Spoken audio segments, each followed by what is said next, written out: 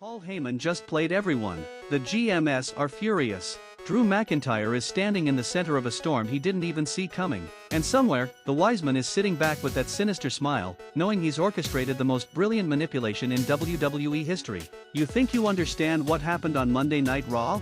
You don't. Because what looked like chaos, what seemed like a breakdown in authority, what appeared to be Drew McIntyre going rogue, that was all part of Paul Heyman's master plan. And the fallout is going to tear WWE apart. Let's rewind. Because to understand the magnitude of what Paul Heyman just pulled off, you need to see how every piece was carefully positioned on the chessboard, every move calculated, every word strategically planted. This wasn't improvisation, this was a symphony of manipulation conducted by the greatest advocate in wrestling history. Monday Night Raw. The tension is already high because there's been friction building between the general managers and the superstars they're supposed to control. Authority in WWE is a fragile thing. It's based on respect, fear, and the illusion that the people in charge actually have control. But that illusion has been cracking. And Paul Heyman? He's been waiting for the perfect moment to shatter it completely. Drew McIntyre has been on a path. A mission. A crusade, if you will. The Scottish Warrior has been vocal about feeling disrespected, overlooked, and underutilized despite being a former WWE champion, despite being one of the most physically dominant forces on the entire roster, despite proving time and time again that when he's unleashed, he's unstoppable. But Drew's been held back.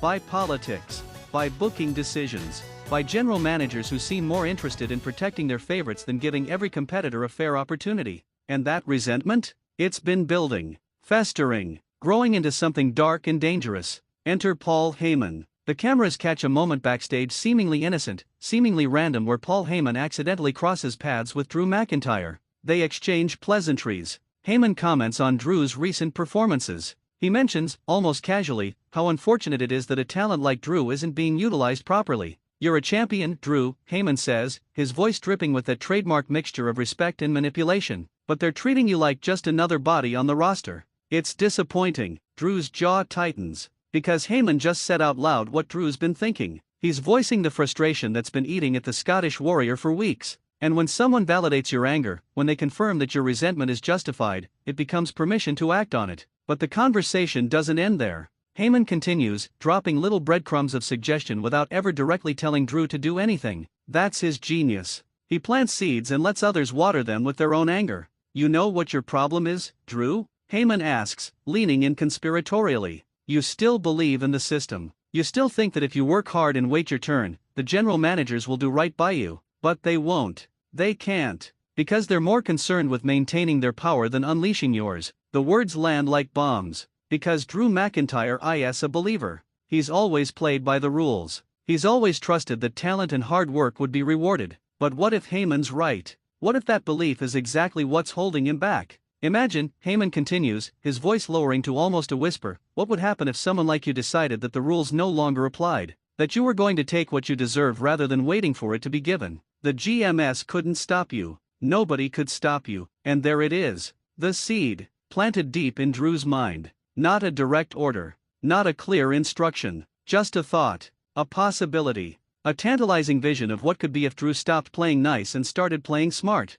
Heyman walks away. The conversation is over. But the damage is done. Quick question: if Paul Heyman approached you with advice that could advance your career but required breaking the rules, would you take it? Be honest in the comments.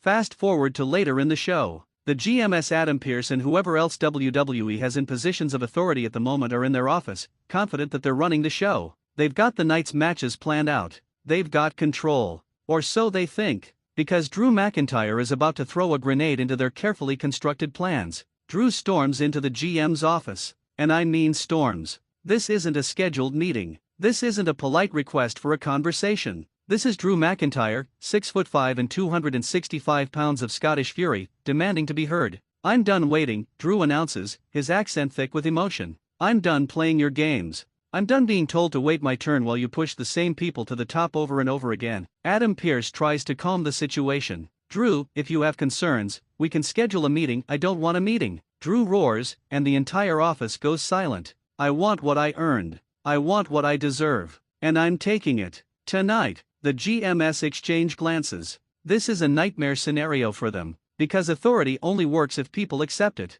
If superstars start making their own decisions, start taking what they want without permission, the entire system collapses. Drew, you need to calm down, Pearce tries again, his voice firmer now. We understand you're frustrated, but storming in here and making demands isn't how this works. Then how does it work? Drew interrupts, leaning forward, his intensity palpable. Because from where I'm standing, it seems like the only people who get opportunities are the ones who take them, the ones who refuse to play by your rules. So that's what I'm doing. Right now. This is unprecedented. Drew McIntyre, typically a company guy, a professional, someone who respected the chain of command, is essentially declaring war on WWE management. And the GMs are scrambling to figure out how to respond. If you pursue this course of action, another GM warns, there will be consequences. Serious consequences. We have rules here for a reason. Your rules have held me back for the last time, Drew states flatly. So here's what's going to happen. I'm going out to that ring tonight. And I'm calling out whoever I want to face. No scheduled match. No approval. No permission. And if you try to stop me, if you send security, if you attempt to enforce your authority, I will go through them. And then I'll still get what I want. The only difference is that you'll look even weaker than you already do. The threat hangs in the air. Because Drew isn't bluffing. Everyone in that office knows that if Drew McIntyre decides to start swinging that claymore, nobody's stopping him without a small army. And deploying that kind of force on live television? That's admitting you've lost control. The GMs are trapped. If they let Drew do whatever he wants, their authority is meaningless. But if they try to stop him and fail, their authority is equally meaningless. It's a perfect catch-22. And Drew knows it. This is exactly the chaos Paul Heyman knew would result from that conversation. He didn't tell Drew to storm the GM's office. He didn't instruct Drew to make demands. He simply planted the idea that the system was holding Drew back, and Drew's own frustration did the rest. Plausible deniability. That's Heyman's superpower. Adam Pearce, trying to salvage some semblance of control, makes a decision. Fine. You want a match tonight? You'll get a match. But we choose your opponent. And if you refuse to follow any other directive, if you step out of line even once, you're suspended indefinitely. Are we clear? Drew smirks. It's not a happy expression, it's the smile of a man who's just realized he has more power than he thought. Crystal clear. And he walks out, leaving the GMs to deal with the mess he's created. But here's where it gets interesting. Because as soon as Drew leaves, the camera catches something the GMs don't see. Standing in the hallway, just out of sight, watching through a slightly open door the entire time, Paul Heyman. He's been there all along, listening, observing, making sure his plan unfolds exactly as he envisioned. And when Drew walks past him, Heyman gives the slightest nod of acknowledgement. Not congratulations, not celebration, just confirmation. The master manipulator recognizing that his puppet is dancing exactly as intended. Drew doesn't fully register it. He's too amped up, too focused on the adrenaline of standing up to management. But Heyman knows. And we know. This whole situation, Drew's rebellion, the GM's fury, the chaos that's about to unfold, it's all according to Heyman's design. Be honest, do you think Drew realizes he's being manipulated by Heyman, or is he genuinely acting on his own frustration? Drop your take below. Now the GMs have to scramble. They need to book Drew McIntyre against someone who can either beat him definitively, thus reasserting their authority, or at least give him enough of a fight that Drew will think twice about going rogue again. But here's the problem, most of the top talent on Raw is already booked for the evening. They've got their own matches, their own storylines. Pulling someone from those obligations creates a domino effect of scheduling problems. This is the genius of what Heyman orchestrated. He didn't just create one problem, he created a cascade of problems that forced the GMs into increasingly desperate decisions. They settle on an opponent. Someone tough. Someone dangerous. Someone who should, theoretically, teach Drew a lesson about respecting authority. The match is announced, and the anticipation builds throughout the night. Meanwhile, Paul Heyman is nowhere to be seen. He's not cutting promos. He's not appearing on camera. He's ghost. Because the brilliant part of his plan is that he doesn't need to be visible. His work is done. Now he just watches as the chaos unfolds. When Drew's match finally happens, it's brutal. The opponent the GMs chose is no joke, and they're clearly motivated to put Drew in his place on behalf of management. The message is clear, this is what happens when you disrespect authority. But Drew? Drew fights like a man possessed. Every chop, every suplex, every strike carries the weight of months of frustration. This isn't just a match, it's Drew exercising demons. It's improving that he was right to stop waiting, right to start taking. The match is competitive. Back and forth. Both competitors giving everything they have. The crowd is electric because they can feel the real emotion behind every move. This isn't scripted anger, this is genuine intensity bleeding through. And then it happens. Drew hits the claymore. His opponent goes down hard. Drew covers. The referee counts. 1, 2, 3. Drew McIntyre wins.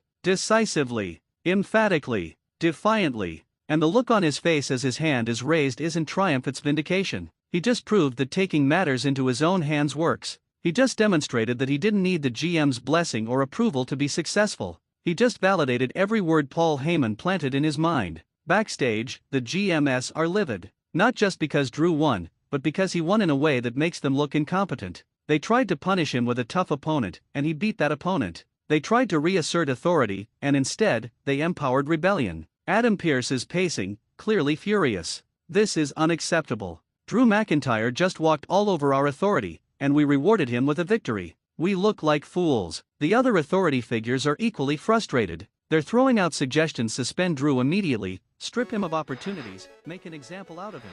But every suggestion comes with risks, because Drew is popular with fans. He's a proven draw, and punishing him too severely could backfire with the audience. They're stuck. Again. Which was, of course, exactly Heyman's intention. And that's when it happens. The twist that nobody saw coming. A production assistant interrupts the GM's argument. "Excuse me, but there's someone here who says he has information about the Drew McIntyre situation. Says it's urgent." The GMs, desperate for any kind of leverage or understanding, tell the assistant to send the person in. And who walks through that door? Paul Heyman, the wise man himself, carrying that familiar leather briefcase. Wearing that smug, knowing smile that immediately makes everyone in the room suspicious. "Gentlemen," Heyman greets them, his voice smooth as silk. "I understand you're having some difficulties with Mr. McIntyre." Adam Pearce's eyes narrow. "What do you want, Paul? And what do you know about this?" Heyman clutches his chest in mock offense. "What do I know? I'm hurt that you'd suggest I had anything to do with Drew's recent assertiveness. I simply observed a talented young man who was frustrated with his circumstances, and I may have offered some philosophical perspective." "You manipulated him," Pearce accuses, his voice hard. "I prefer the term enlightened," Heyman responds smoothly. "Drew McIntyre made his own choices. He stormed into your office of his own accord. He demanded a match based on his own frustrations. I simply helped him see that those frustrations were valid." The GMs are seething, because they know that Heyman orchestrated this entire situation, but he did it in a way where they can't prove anything.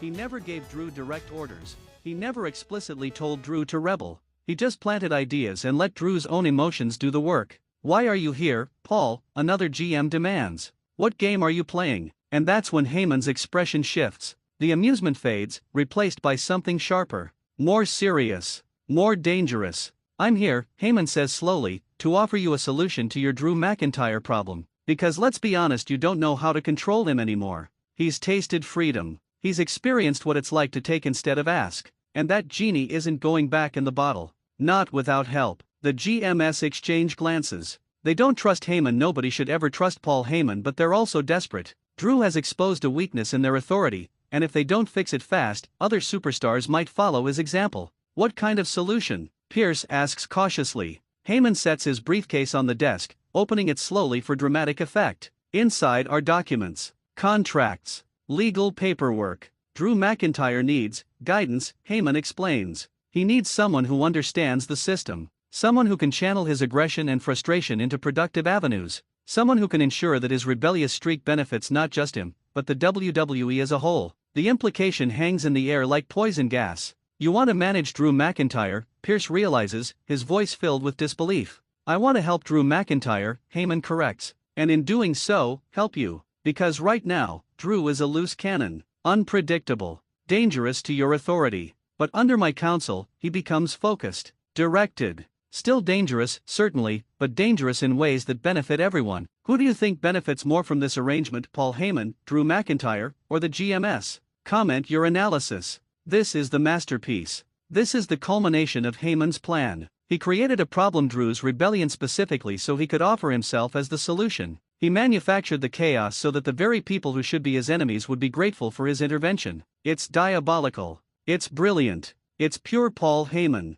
The GMs are conflicted. They know they're being played, but they can't see a better option. Drew won't listen to them anymore. He proved that tonight. But maybe, he'd listen to Paul Heyman. And if Heyman can control Drew, that's almost as good as controlling him themselves. "There are conditions," Pearce finally says, trying to salvage some authority. "If we allow this, and I'm not saying we are, but if we allow you to represent Drew McIntyre, there would be strict guidelines. Rules you'd have to follow. Limits on what Drew can and can't do. Heyman nods graciously. Of course. I would expect nothing less. I have no desire to undermine WWE's authority. I simply want to ensure that Drew's considerable talents are utilized in the most effective manner possible. The way he says effective makes it clear that his definition and the GM's definition are probably very different. But the GMs are in a corner, and Heyman knows it. We'll need to discuss this with Drew, another GM points out. He has to agree to this arrangement. We can't force him to accept representation. Heyman's smile widens. Oh, I'm confident Drew will see the wisdom in having an advocate of my caliber in his corner.